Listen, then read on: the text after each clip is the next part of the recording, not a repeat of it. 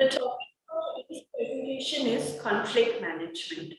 In today's time, organizational learning is of the essence, and it is not a matter of wanting or not wanting to learn, but rather that organizations need to learn as soon as possible. Tension and conflict seem to be essential characteristics of learning organizations that are underlined by questioning, unbalancing, and challenging the status quo. Conflict management is the process by which disputes are resolved, where negative results are minimized and positive results are prioritized. This key management skill involves using different tactics depending on the situation, negotiation, and creative thinking. With properly managed conflict, an organization is able to minimize interpersonal issues, enhance client satisfaction, and produce better business outcomes. For effective conflict management, learning organizations require company cultures that support experimentation, risk taking, openness to new points of view, and a continuous attitude that questions and inspires sharing information and knowledge. Involves the acknowledgement that certain specific types of conflicts may cause negative effects and should be diluted. These conflicts are generally caused by the actions and negative reactions of members of the organization. For example, personal attacks, racial disharmony, and sexual harassment. Yet, there are other types of conflicts that may have positive aspects, and such is the case of disagreements that spurred from tasks, action plans, and other organizational issues. The members of the organization, in their interactions with one another, will have to deal with their disagreements in a constructive manner, which leads to serious learning about how to use conflict handling styles to face different situations in an effective way. Conflict needs to be handled in a constructive way to realize the collective learning potential. Therefore, a need to strengthen and consolidate conflict handling at the highest organizational level is implied to encourage organizational learning and efficiency. Constructive conflict is the most effective conflict situation that one can encounter. It encourages the expression of opinions in a controlled and respectful manner. Constructive conflict also sets the stage for healthy conflict and resolution. It also encourages growth and innovation. When one is working in an environment where they have constructive conflict, it allows to be exchanged in a healthy manner, which also stimulates additional methods or methodologies to explore. It also supports and reinforces alternative ways of thinking by allowing individuals with opposing opinions to speak freely. It also provides additional management options in the sense that when individuals can speak freely, then an exchange of healthy ideas takes place and management can explore those ideas to their conclusion. There may be many possible reasons why conflict occurs. Different people from different backgrounds hold differing views, interests, and values. When beliefs and opinions clash, conflict may ensue, with team members responding in ways detrimental to team morale. Further, confusion occurs when roles are not clearly defined and employees are unsure whom to approach for certain decisions, escalations, or approval when the workplace roles are ambiguous. Another reason why conflicts may occur may be the poor communication. When information is poorly disseminated, vital details may fall through the cracks, which can severely impact product quality, work scope, timelines, and budgets. Further reasons may include underperforming team members, such as those who are constantly late or absent, or who consistently turn in mediocre work, as evidenced by their individual performance measures, which can drag the entire team down. Needless to say, this will make many people unhappy, particularly those who are always bringing their A game to the table. Unfair distribution of duties, usually as a result of workforce planning and a systematic way to keep track of human resources metrics, is one way to instigate conflict. It results in tired, unhappy, stressed, and burned out employees. Conflict could arise when employers or managers expect too much from employees, such as when they require them to work long hours, making it difficult to perform childcare and other household duties. When employees must compete for resources in order to get their jobs done, particularly in case of scarce resources, conflicts will inevitably follow. That's a very important question. How do we resolve these conflicts? In many organizations, employees are expected to sort out their differences and come to a professional agreement before team leaders, project managers, or department heads step in. If the conflict is between an employee and a manager and another manager, or when a valued employee is in danger of leaving in response to unresolved conflict, the HR department typically takes over. Strategic human resource management aligns human resource processes with organizational goals. Organizations can benefit from employees that know how to work harmoniously together. If a manager is attempting to iron out disagreements in the workplace, he should be able to take a bird's eye view of the conflict and apply the conflict management style that is called for in that specific situation. Conflict differently, which means there is no one way to address workplace conflict. As such, the most appropriate conflict management technique will depend on the situation and the parties involved. The 1970s Thomas Kilmann conflict management model describes conflict as the condition in which people's concerns can't be compared with the others. If two or more people or groups care about things that are contradictory to each other, then the outcome is conflict. This model describes the two core dimensions while choosing a mode of conduct in a situation of conflict. One, assertiveness, which is the extent to which you try to solve and resolve for your preferred outcomes. And two, cooperativeness, that is the level to which you try to resolve the other party's problems. Based on these dimensions, the model classifies 5 different conflict resolution styles or modes.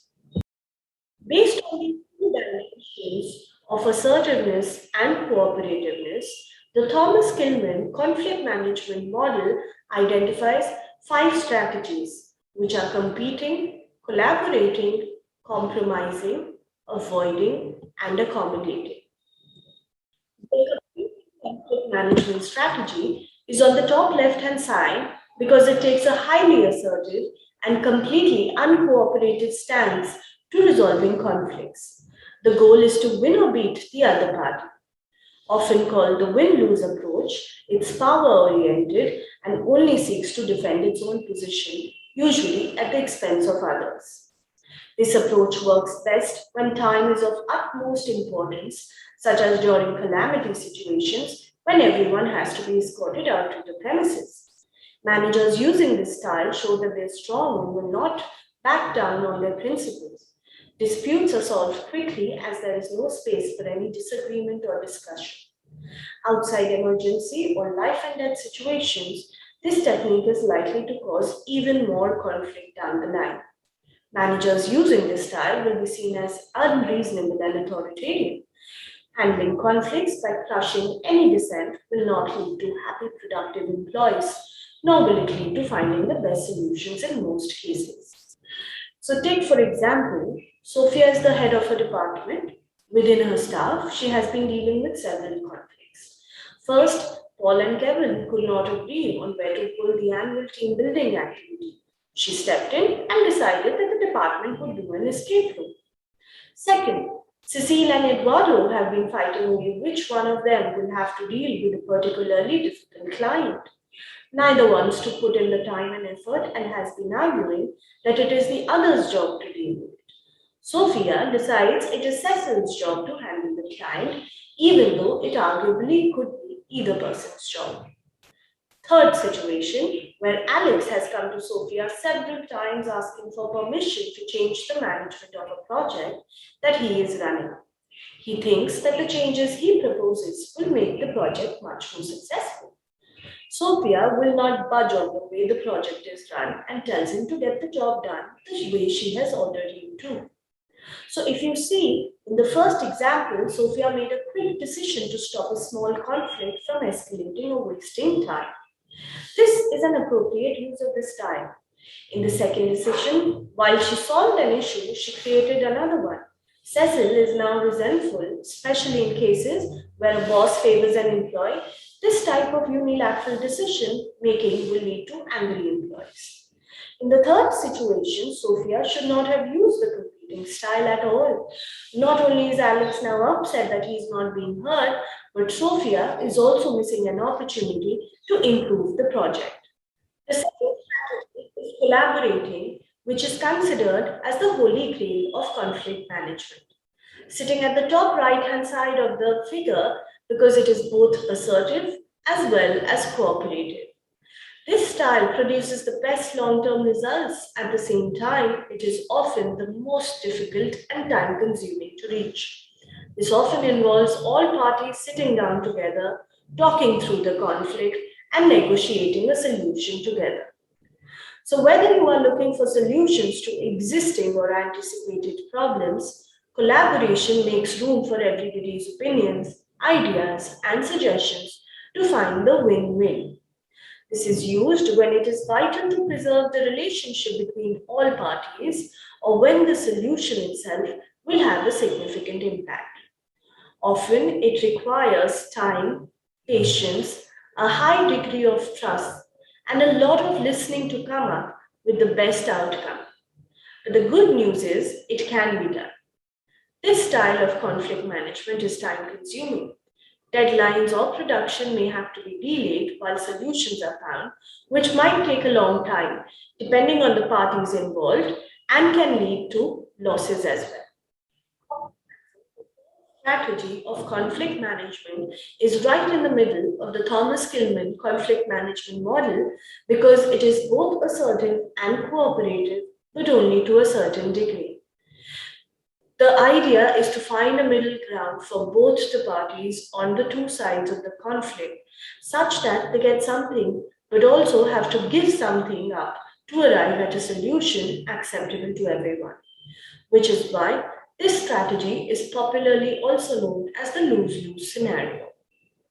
One should remember that they highlight the benefits of the compromise and not what each party would have to sacrifice. This way, people would be more likely to accept the result.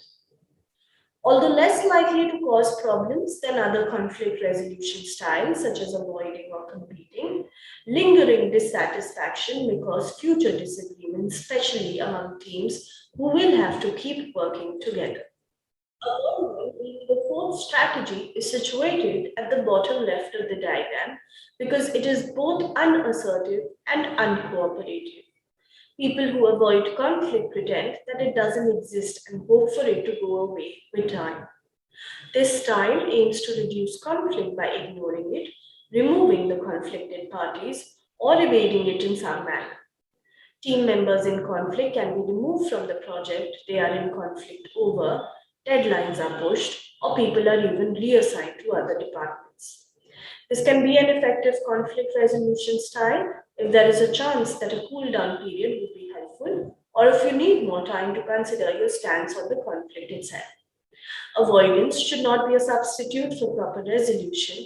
However, pushing back conflict indefinitely can and will lead to more and bigger conflicts down the line. Avoiding conflict is appropriate when the issue is trivial and you may have pressing issues to attend to. When a situation is emotionally charged, avoiding it may give everyone time to cool down and think more rationally. Ignoring a conflict may result in a much bigger conflict. For example, employers ignoring employees' repeated requests to review the benefits packages may find themselves being indicted in a costly labor lawsuit. The last of the Thomas Kilmann conflict management model is accommodating, which is on the bottom right of the figure because it is the most cooperative but also the least assertive. Sometimes also known as harmonizing or peacekeeping, it is when you give in to the demands of the other party without any regard for your own concerns. Accommodation is for situations where you don't care as strongly about the issue as the other person, if prolonging the conflict is not worth your time, or if you think you might be wrong. This option is about keeping the peace, not putting in more effort than the issue is worth, and knowing when to pick battles.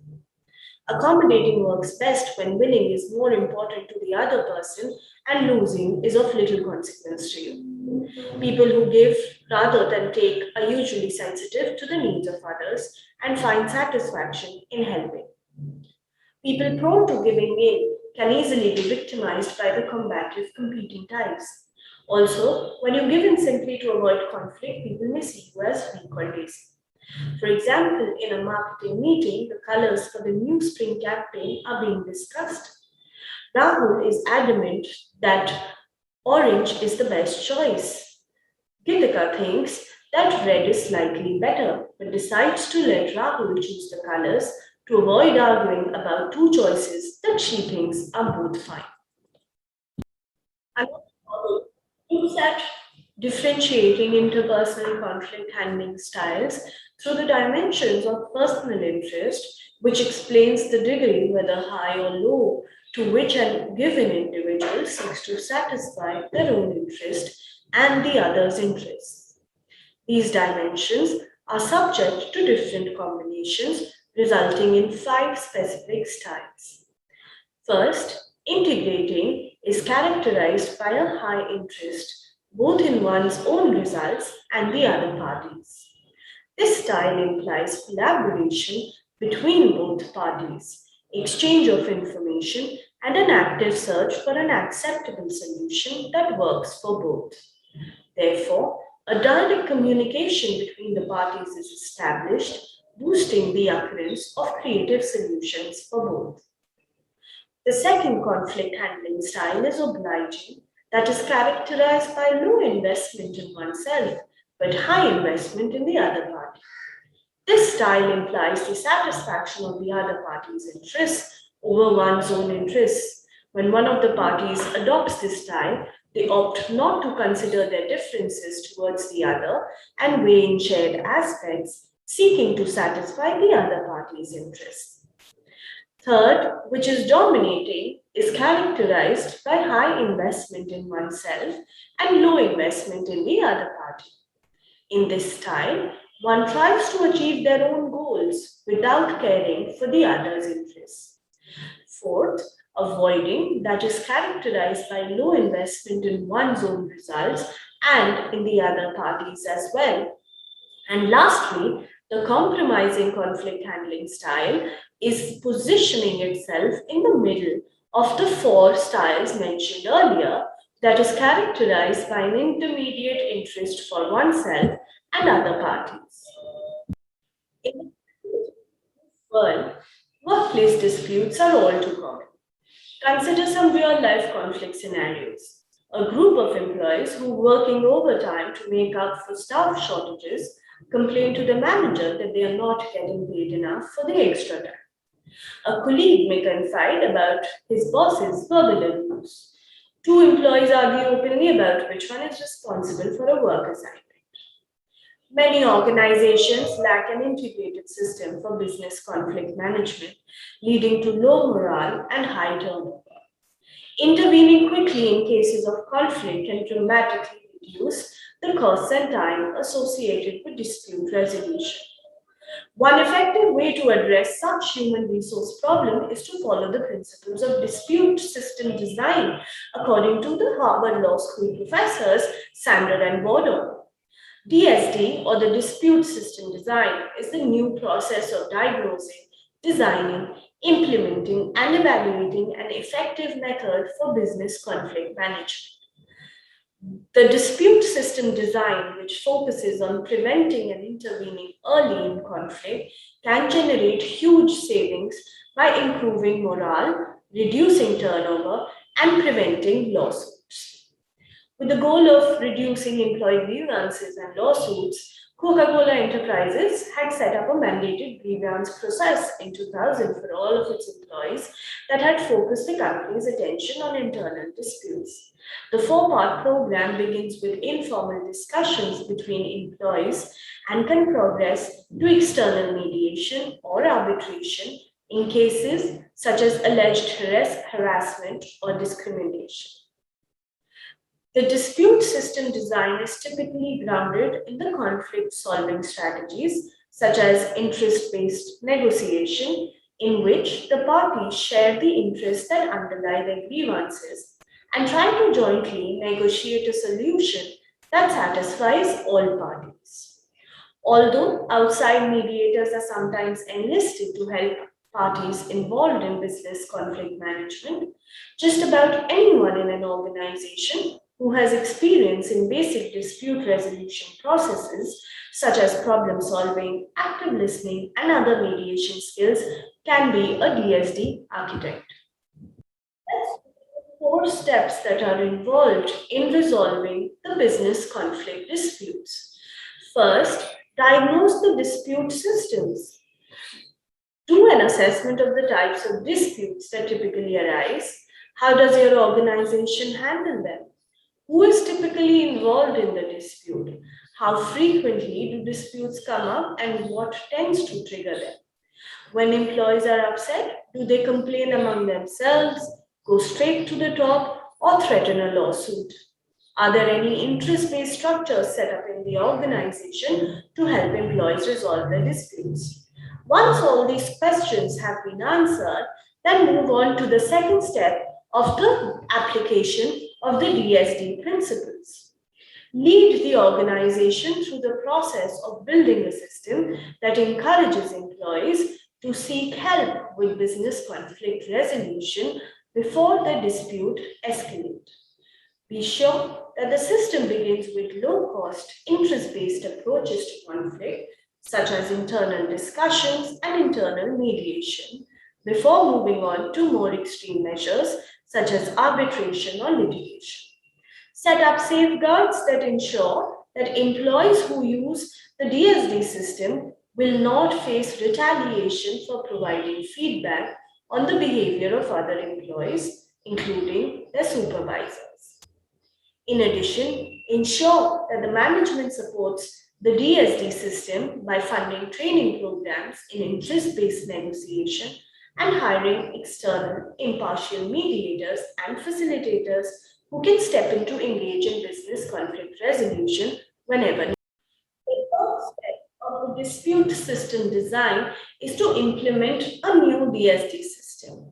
Ask members of the organization to choose representatives for a DSD committee. Be sure to involve those who may feel threatened by the new system to lessen the odds that they will try to sabotage it. Ask leaders to promote early business conflict resolution victories to others. It is also important to ensure that whatever dispute system is created in the organization, it is strong enough to withstand the departure from the organization of a member in the DSD committee. An effective system does not depend on any one person to thrive, is what needs to be remembered. And the last step in the DSD system is to evaluate the system. To give the system the time, resources it needs to thrive, introduce it gradually before rolling it out to the whole organization. Evaluate the system by examining whether disputants are more satisfied with outcomes than they were before, whether it is cost effective, whether the quality of relationships in the organization has improved, and whether fewer disputes are cropping up as a result. Note that your organization may see an increase in disputes after the new system is put in place, simply because people feel more comfortable sharing their concerns. Regardless of the conflict management style that the manager decides to use in a specific situation, they should always try to find the root cause of the conflicts. Some people, such as a bully or someone who takes undue credit or misrepresents role, will likely cause problems in the workplace. So will an inefficient team member who may slow everyone down. But often, when you delve deeper, one may find that conflict is not because of one specific person or group of people, but because of work style differences or certain organizational policies. One should also remember that people will naturally take a defensive stance when in conflict with a colleague. But in general, they mean well and simply view things differently. So, when attempting to uncover the reason for a rift, questions to ask can include open ended questions that begin with what or how, even where or who, depending on the situation. So, say for example, one may ask, what about the situation that upset you? Questions that attempt to understand where the other person is coming from rather than who right allowed you to look beyond the current problem. They provide a more holistic view of the situation. For example, what do you think makes the other person right? The third way of dealing with conflict is to not just ask the right questions, but also to question the right people. To understand the conflict, it is important that one not only asks the right questions, but that one asks them to the right people. This means questioning and discussing with people who are a part of the conflict, even as a bystander. Also, you want a full range of opinions instead of just a few in order to fully grasp the big picture. So ensure they keep everyone aligned. A primary reason for conflicts is that roles and responsibilities are not clearly laid out. One may address this by referring to an organizational hierarchy, but also reminding everyone of their interdependence on each other. While it is the manager's job to determine the solution, they still need each party to agree to the solution. This may involve the manager explaining the benefits of the agreement if one employee is more reluctant. However, as long as he finds a fair solution, it should be possible to reason with each party and get them to agree to move forward and work toward a common goal. Lastly, they should be careful in understanding to avoid future conflicts. Creating an ideal workspace is not just the job of the manager or the HR department, but for real change to take effect, there has to be at least one individual in each department to advocate for change. The solution you find to avoid future conflicts will depend heavily on the conflict you just helped resolve. Certain conflicts, such as personal problems between employees, which may extend to or originate outside of the workplace, are best resolved by keeping the employees at a distance from one another and having both agree to keep a professional attitude at work.